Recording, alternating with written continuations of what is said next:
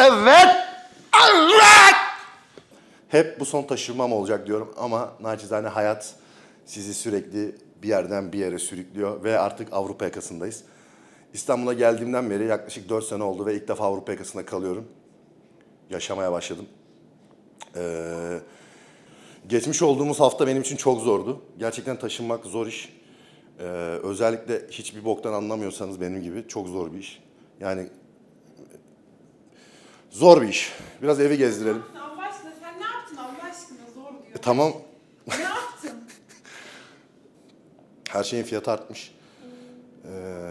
O yüzden bu hafta düzene tekrar dönüyoruz. Geçen hafta gene kilomuzu korumaya başardık. Bu arada şuraya formu çıkaracağım. Form iyi gidiyor. Gökhan o son attığım Instagram postunu çıkarırız. Vesaire vosaire. Burası mutfak abi. Şu mudur peki? Yeni bıçak setimiz.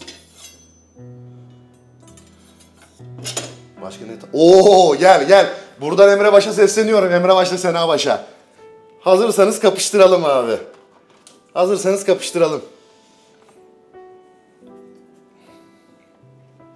Tam bu mutfak böyle. Burada şu mudur peki? Buraya ince bir gel. İnce bir gel çek. İnce bir gel çek. İnce bir çek. Olay budur. Tamam fazla detay girme.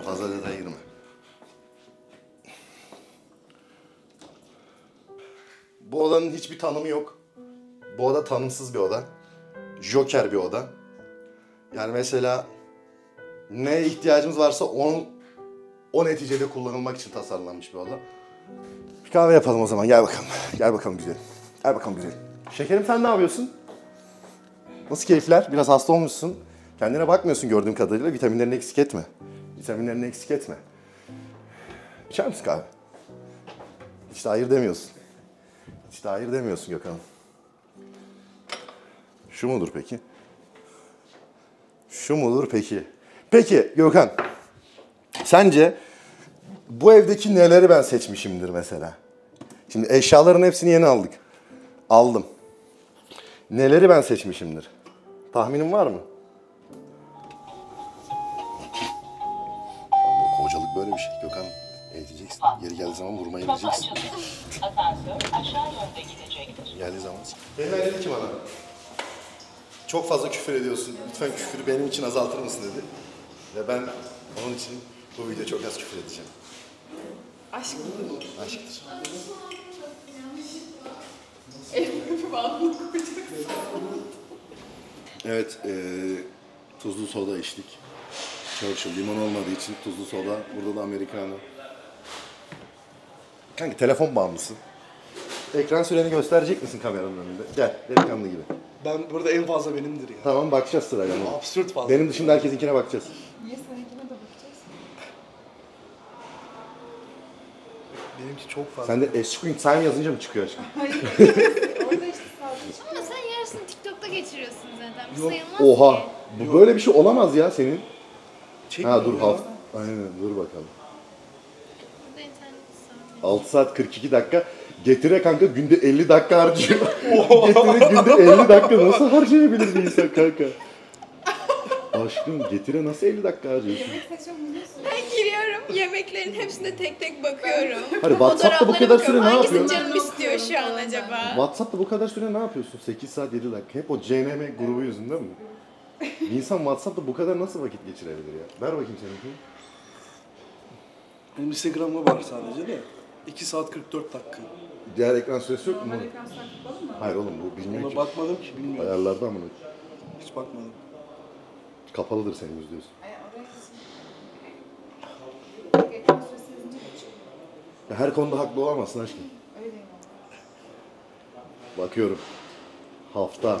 Çok merak ediyorum. Herif çoktur 7 ya. saat 36 dakika ne Ben oğlum? dedim, benden Kanka fazla sen olamaz. Pelinay'dan nasıl fazla ekran sürebilir oğlum? Ben hiçbir şey yapmıyorum. Ben hep telefondayım. Yatıyorum. Bilgisayarda Oğlum yok. senin Pelinay'dan nasıl fazla ekran süren olabilir lan? Yatıyorum akşama kadar. Oturuyorum böyle. Akşama kadar telefondayım. Bir şey yapmıyorum ki. Hayır senden fazla ekran Ben süresi dedim var. ama Telefonu- Oğlum Pelinay dişini fırçalarken bile Instagram'ı, oğlum gece 4'te uyanıp TikTok izliyor moruk. Oha. Kanka gece uyanıp TikTok... Hazırlanma videosu, sohbet videosu değil mi? Nasıl ya? Sen nasıl moruk sen nasıl bir... Enes'im. Atıldım. Atıldım. İmam laftan atıldım. Gerçi imamın kaç lira acaba? Benimkisi de kötüdür ya. Bakalım mı? İşte bir bakıyoruz 8,5 falan göre.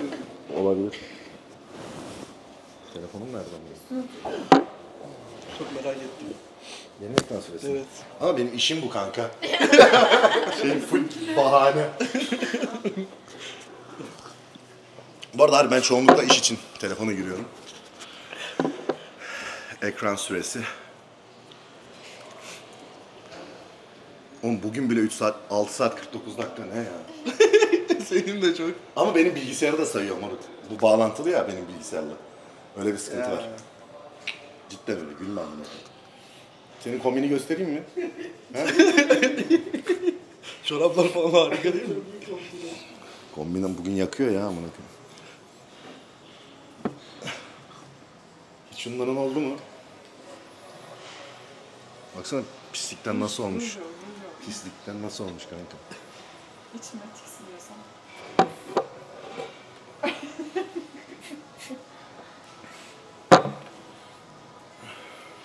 Burada alkol sistem kimse anlamaz biliyor musun? Bunu rezil etme. Anlayacak mı? Dışarıda iç, dışarıda iç. Burada sakın içme. İçime hepsini tüm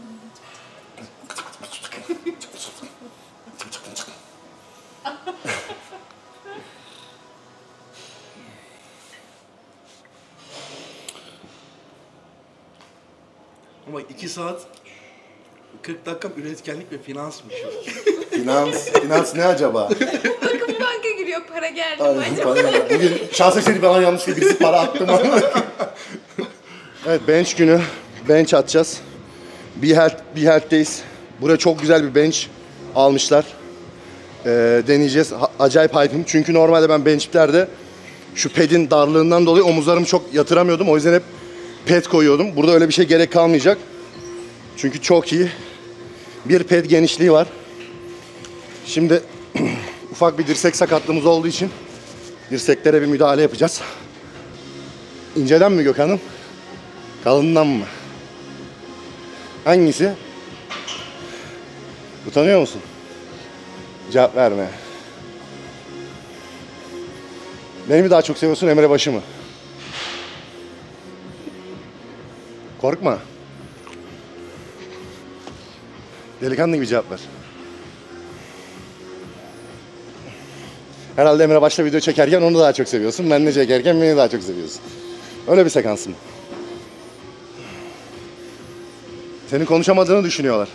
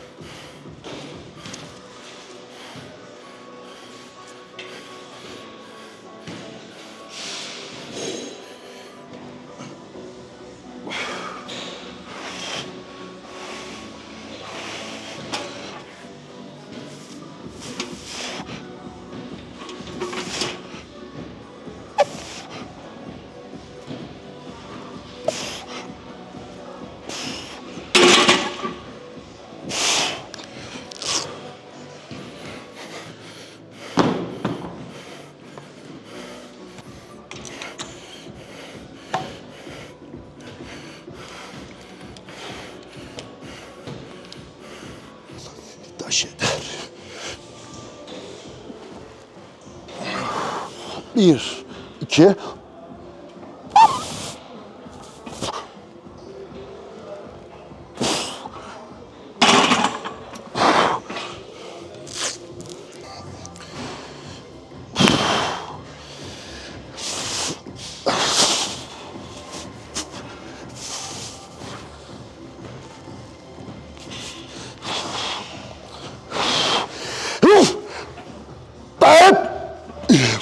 2. Ben de. Güçlü. 1, 2, 3, 4. Çok iyi lan. Çok iyi, çok iyi, çok iyi.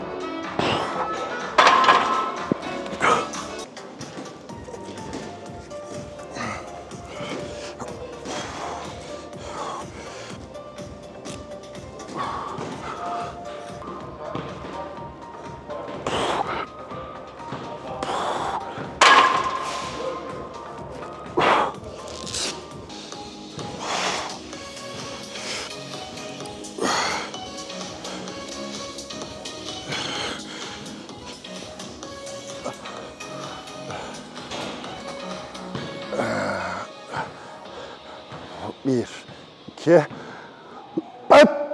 ben de.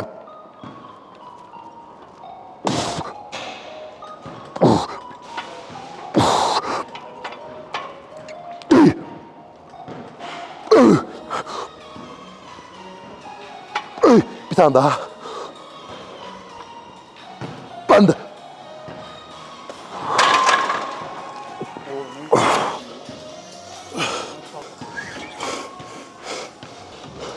Hayatında hiç bara dokundun mu? Evet. Benim kadar kaslı olmak ister miydin? Hayır. Olamazsın zaten.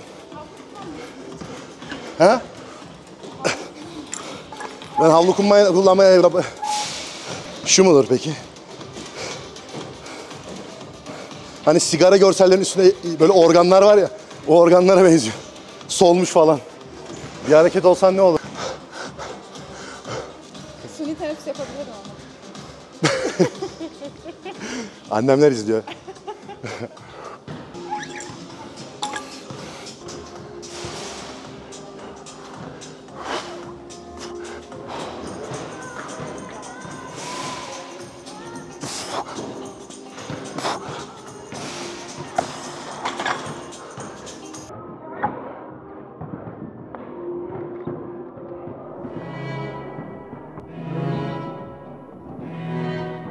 Benim adım Kinyas. Gün ağrıyor, başım ağrıyor. İsmimi kendime ben verdim. Bitmeyen bir öfke ve bitmeyen bir mutsuzluğun ifadesi. Bütün insanlara kızgınım yaşadıkları için. Hayattan midem bulanıyor. Ateşle oynarım. Yeterince benzin ve karşımda oturan adamın ceketinin iç cebindeki çakmakla dünyayı yakabilirim. Benim adım Neron. Geceleri çaldığım arabalarla gezerim. Tokyo'da doğdum. 2 zenciye 3 gram kokain karşılığında bileklerimi kestirdim. Sabah uyandığımda okyanus beni yıkadı. Benim adım Steve McQueen. Bütün bildiklerimi kusarak hayatta kalıyorum. David Bowie'yi rüyamda gördüm. Sabah bir gözüm yoktu. Şiir yazdım. Tam 3 tane. Birini rendeleyip makarna sosuna kattım. Diğerini yıkıp küllerini kum saatine koydum. Biraz zaman kazandım böylece. Sonuncusunu ise şimdi yazdım. İşte geliyor. Sözlerimin sonunu duymadığın zaman, cümlelerimin sonunu duymadığın zaman değiştiriyorum son kelimelerimi. Değiştiriyorum sonunu. Kendimi ölümsüz olarak görüyorum. Mekan ve zamandan kopalı yıllar oluyor. Bir kıza aşık olmuştum. Onu görmek için 6 saat yol almam gerekiyordu. Bir sabah treni kaçırdım, aşık olmaktan vazgeçtim. Kendinden vazgeçmenin ne olduğunu asıl ben bilirim. Benim adım Kaygısız Aptal. Tanrı'dan vazgeçtim, ölmekten vazgeçtim. Çünkü ölürsem ve eğer yukarıda beni ödül ve ceza sisteminin bekçileri bekliyorsa çok büyük kavgalar etmem gerekecekti. Ölmek istemiyorum. Çünkü Tanrı'yı da öldürürüm diye korkuyorum. Ve böyle bir vefata benim dışımda kimse dayanamaz. Platon'un mağara istiaresine karşılık ben de kuyu istiaresini yazdım. Doğdukları andan itibaren düşen insanların yanlarından hızla geçen fırsatlara ve başka insanlara tutunup tırmanmalarını ve bunu sadece doğdukları andaki yüksekliklerine erişebilmek için yaptıklarını anlattım. Ancak ellerini ağızlarına sokup parmaklarını ısırıp hiçbir şeye tutunmamaya kararlı olanları da anlattım.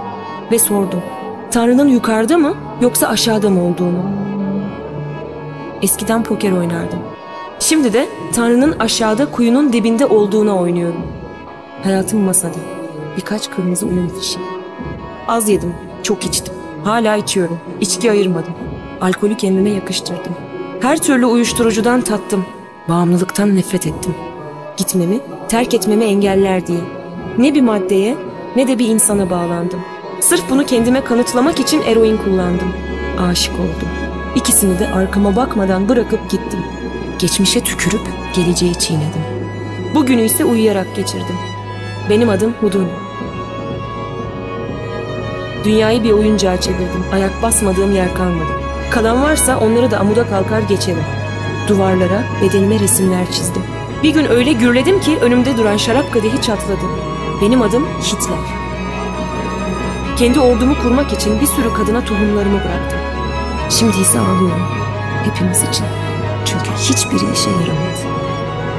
Kendimi defalarca buldum, defalarca kaybettim. Gerçek adımı hatırlamıyorum. Kimliğimi bir çocuğa sattım. Çirkinleşmek için çok uğraştım. İsteyene ruhumu kiraladım. Vücudumdaki dikiş sayısını artık bilmiyorum. Hayatımı diktiler. Oysa yırtmak için çok uğraşmıştım.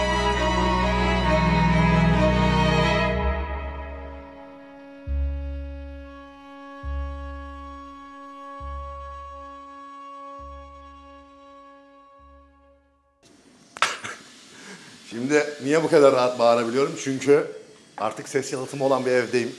Ve istediğim kadar bağırabileceğim. Sonunda taşındık. Çok fazla konuşacak şey var. Hangisinden başlasam bilemiyorum. Şimdi öncelikle niye taşındım arkadaşlar? Çünkü çok güzel bir proje için Avrupa yakasına geçmem gerekiyordu. Bundan bahsetmiştim. Projeyi açıklayacağız. O yüzden benim de biliyorsunuz bir takıntım var. Spor salonuna yürüyebilmem lazım. Niye zor bir iş? Çünkü masraf! Psikolojimiz bozulacak diye korktum. Artık bir de eski evin artık... Neyse bunu söylemeyeyim. Şunu diyeyim. İlk defa üniversitedeki evim dahil bir evim güneş ışığı alıyor abi. Ve gerçekten bu hissiyatın nasıl bir şey olduğunu merak ediyordum. Güzel bir hissiyatmış. Burada mezarlık manzaramız var bu arada. Gökhan'ım yakaladın mı bu detayı? Hazırsanız kapıştıralım. Gökhan'ım içer miyiz? İçer miyiz Gökhan'ım? Bak çeşit çeşit. Hayatımdaki ilk kahve makinesi. Gerekli miydi? Kesinlikle gereksizdi. Çünkü granül kahveye bile okey. Evet, peki yeni kardiyo yerimiz neresi abi? Burası. Burada, bak sabah 26 dakika yapmışız. Gene aynı şekilde mezarlığa karşı. Penay bazen kanka Pinterest'ten mesela fotoğraflar bulmuş, tamam mı? İşte orta sehpayı gösterecek. Asıl amacı o mesela. Atıyorum orta sehpa güzel mi kötü mü diye atıyor bana fotoğrafları. Ben gidiyorum mesela perdeye bakıyorum. Fotoğraftaki. Hiçbir şey anlamadım şu an. Anlamadım mı? Okeydir. Gökhan'ım maaşından mı kesin kahve mi içersin? Selamünaleyküm. İçmek ister misin kahve? Sınırsız çünkü. Benim de maaşımdan keseceğim. Senin de maaşından keserim ama sen sütlü içiyorsun. Daha fazla kesilir büyük ihtimalle. Bir de badem. Haberin olsun. Badem sütü, yulaf sütü. Barista. Buradan Senabaş'ı selamlıyorum. İzlesin bu videoyu. Senabaş. Beni yıllarca ezikledi evimde kahve makinesi yok diyor. Başardım anne. Başardım. Nespresso. İşbirliği gelir mi be? İşbirliği gelir mi be? Sınırsız. Kapsül mü peki? Gökhan'ım al. Gökhan'ım al. Şifaya var. Şifaya var. Şu detayı yakaladın mı? Bu nedir biliyor musun? Memento mori. Ölümü hatırla.